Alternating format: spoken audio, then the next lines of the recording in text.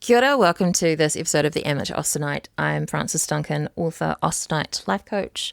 My lovely co-host is Rachel Pilwar, book buyer, Austenite, and all-round nerd. Hi.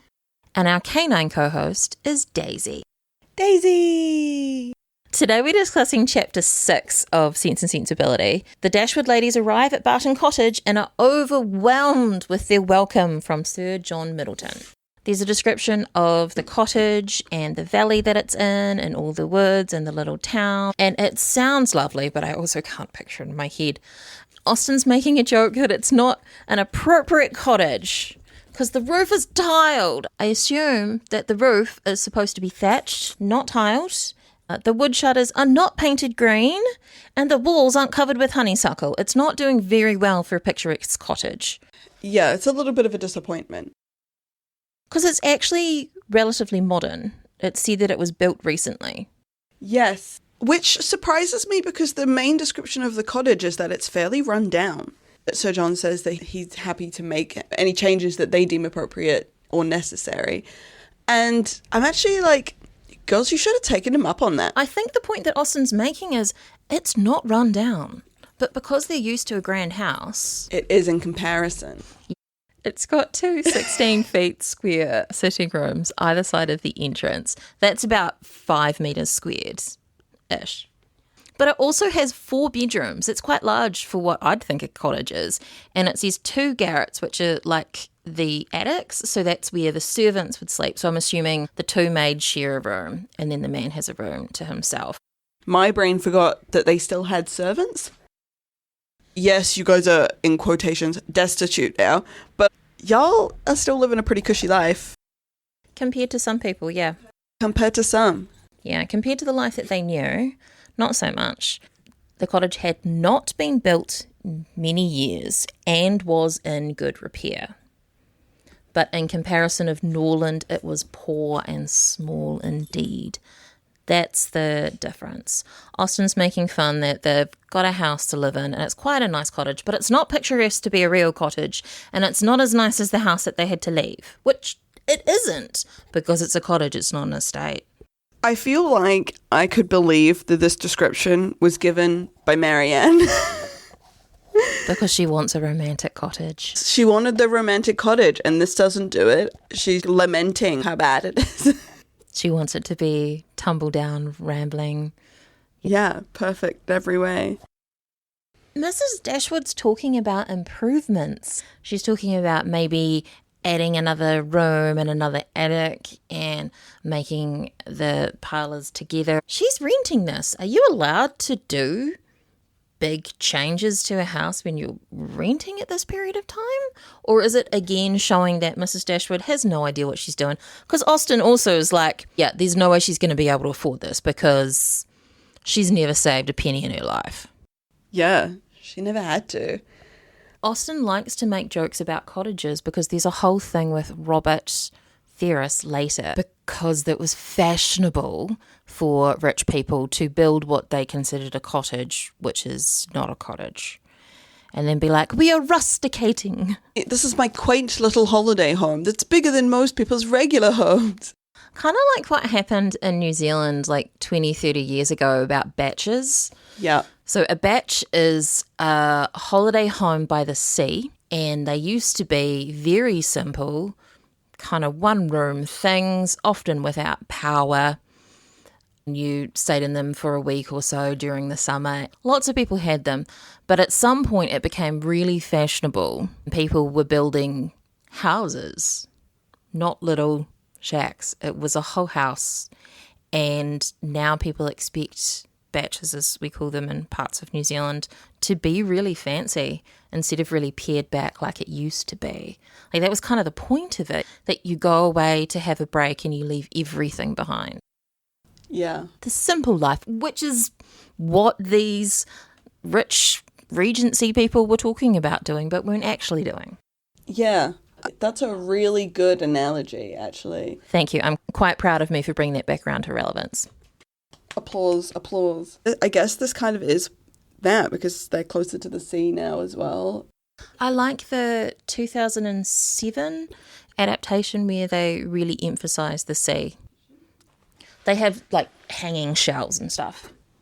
In particular, they talk about unpacking Marianne's pianoforte and hanging Eleanor's drawings.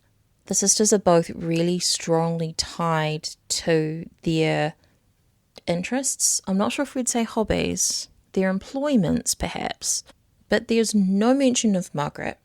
She's too young to have interests or employments yet, maybe? Genuinely, so much of this first part of this book, I've just forgotten Margaret existed because she's just barely been mentioned. Jane Austen Jenga. If you remove Margaret from the novel, does the novel fall over? Oh man, that is a good question.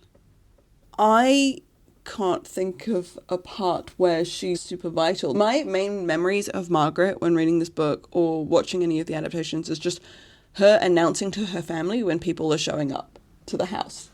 Like, someone's coming and it's Edward, or someone's coming and it's Willoughby carrying Marianne back from the fall. Is she there so Marianne's not alone when she's walking, because you can't really go walking alone on the open downs? You could, in grounds, it's slightly different. Because if Eleanor were there, Eleanor would deal with the situation. You could argue that might be a reason for Margaret to be there. She could also be there as a way to kind of show Edward's character more, because there's lots of little bits where he is like playing with her or being like... No, you're thinking of a movie. Am I not? You're thinking of the 1995 movie. Oh, I thought that it was a scene in the book as well. It's been a while. I haven't gotten through the whole thing yet. And that's okay. We don't want you to read ahead. Having the extra child does increase the pressure on the Dashwood family. That's another mouth to feed. I think that maybe the main reason is maybe just for Mrs. Dashwood to have more strain, because it changes her from being a mother who is just wanting to get her daughters wed so that they have homes and stuff, to being like, well, actually, I have a young child. She's not getting married for a long time. She's not going to have independence for a long time. It's not just me who needs to be taken care of, it's Margaret. And that adds another level to the necessity of their living situation. Yes, agreed. Another woman not of marriageable age, or not marriageable, because you would probably say Mrs. Dashwood is not marriageable. Yeah. So wrong. Sir John is introduced, and all the stuff that we've been talking about previously about how great this guy is. He wants to offer every accommodation from his house and garden that they don't have in their cottage. It does say he's only 40, but he tends to be cast older in the movies, etc. So I see him as older, which is why I thought of him more as Santa than a superhero. Hold up a dang second, because he's described as a handsome man in his 40s. This is not how he's been portrayed in any form of the media. He is always shown as a man of at least 50, always rounder and not like, you know, but I'm like... He's good looking. This is a hot, eligible man. I wrote in my notes, icon Sir John introduction. Good looking, good manners, good humour, all green flags. Excellent. And I also then started questioning, if anyone listened to our previous season, they'd know that I stan Robert Martin from Emma. Love him. Sir John might be a contender for new favourite. Some of you might have played the Jane Austen-inspired board game, trying to find a suitor, and it's always the leading men, Darcy, Bingley, Edward Ferrars. I'm like, no, give me Robert Martin, give me Sir John Middleton. Those are the ones I want to romance. Well, you're thinking about the practical things. Does that make you a little bit of a Charlotte Lucas? Shit. Yeah, I am the kind of best friend. I'm not the protagonist. I'm the best friend character of a story. But I could do better than Mr. Collins. I'm a side character too. Although in saying that, I have always said if I was a Bennet sister, I'd be Kitty. Yeah, so side character, yeah. Yeah. I'm probably closest to Mary. It's the tism. It's the tism. Sir John is Mrs. Dashwood's cousin, and he had visited them at their previous house before they moved to Norland, but the girls don't remember him. He's the same age as Mrs. Dashwood, but he's only been married about 7 years to his wife of 27. Which is wild. Because he's about 40 or in his 40s. So there's a 13-year age gap. It's not bad. Not bad. Look, it's still smaller than Emma and Knightley's.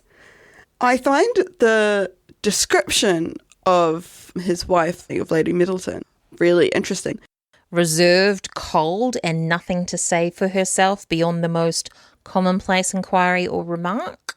Yeah, it's like complete opposite. They could say opposites attract. That's the real description once they get an idea of her.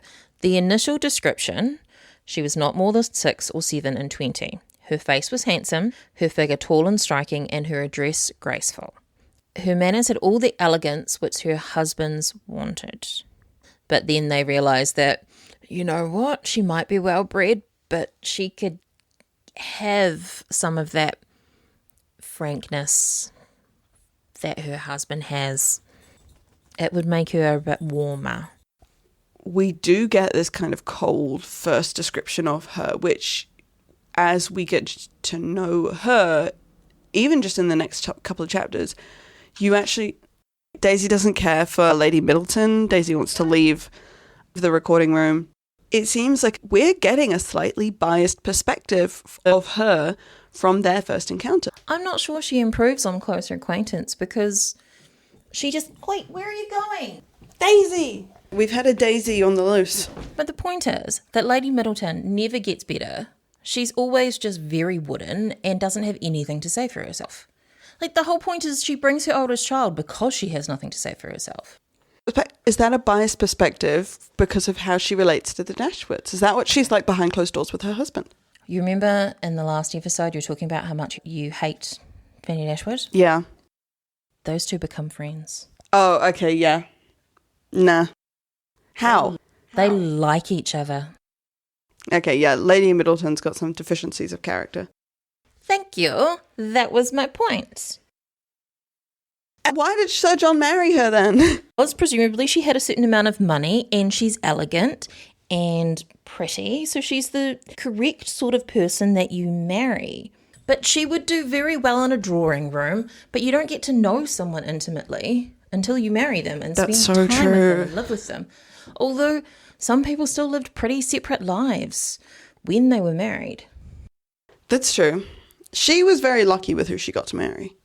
Yeah, he could have sucked. He was great. He does make it difficult for her because he likes to throw parties, and she's like, yes, everything has to be very elegant, and he's like, but beer, kind of. Reserved introvert meets frat boy extrovert. Yes, exactly. Back to Sir John. The ways that he's great, he actually seems excited by their arrival, and he actually wants them to be comfortable, and he's not just talking about stuff. He sends them stuff from the garden, fruit, game. He wants to send their letters for them and send them his newspaper. He's thinking about practical things to help them and save them money because this stuff is all really expensive, and because they don't live directly in the village, also kind of difficult for them. Lady Middleton does the appropriate thing by sending a civil message to see if she could visit when it's not an inconvenience. She's very good about following the rules. This is the thing that you're supposed to do, but it doesn't make her warm. It's when you've got a character like Sir John, like, who is going so above and beyond, it makes the actual meant to do thing seem less kind and polite than it is. Like, Lady Middleton is still polite and doing the civil thing by following the rule, but it just seems like she's not doing much because Sir John is doing everything. Really everything. It says that they really wanted to meet Lady Middleton because their comfort would depend on her. But really, I kind of think that their comfort at Barton depends on Sir John. Yeah, I would agree. The way that Lady Middleton would affect their comfortability would be when Sir John invites them over for dinner and how she behaves. Because I don't know what Lady Middleton would be doing that would make them uncomfortable otherwise. God, can you imagine if Sir John wasn't giving them all this food and stuff? They would be stressing more about their money. They would. And if he wasn't sociable and Lady Middleton wasn't sociable, as she is, it would be really awkward for them. So maybe they help balance each other out. Yeah. And we'll learn more about Mrs. Jennings in the upcoming chapters, but Mrs. Jennings and Sir John are two sides of the same coin. And I kind of wonder if it was Mrs. Jennings that got her daughter married to him. It does say she likes to get people married off. I would believe that. This chapter does a really good job of also portraying the John Dashwood's worst, or at least John Dashwood himself. We've been introduced to 2 Johns so far, one of whom thinks he is giving by doing absolutely nothing, and one who doesn't feel like he's doing that much but is giving everything. He'd do more. He'd do more if he could. And he's not being asked. No. And he's not required. He didn't make a promise to anybody on their deathbed to do this. No. Like, it's an interesting discussion on familial duty.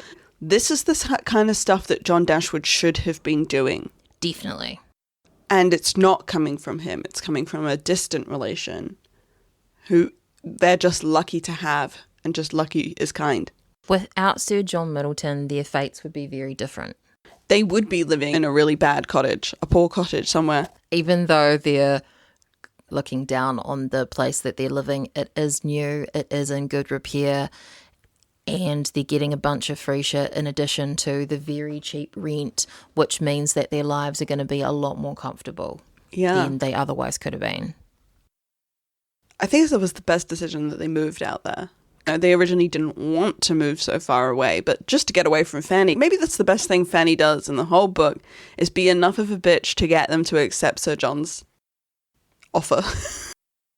And that is our discussion of Chapter 6 of Sense and Sensibility. I've been Frances Duncan. This has been Rachel Pilwell. Bye! And Daisy, you want to say bye? She's not sure about it. Thank you for listening. We wish you happy reading. Maybe this is what the podcast should be. We just let Daisy decide what we're going to talk about, and it's just follow her and go,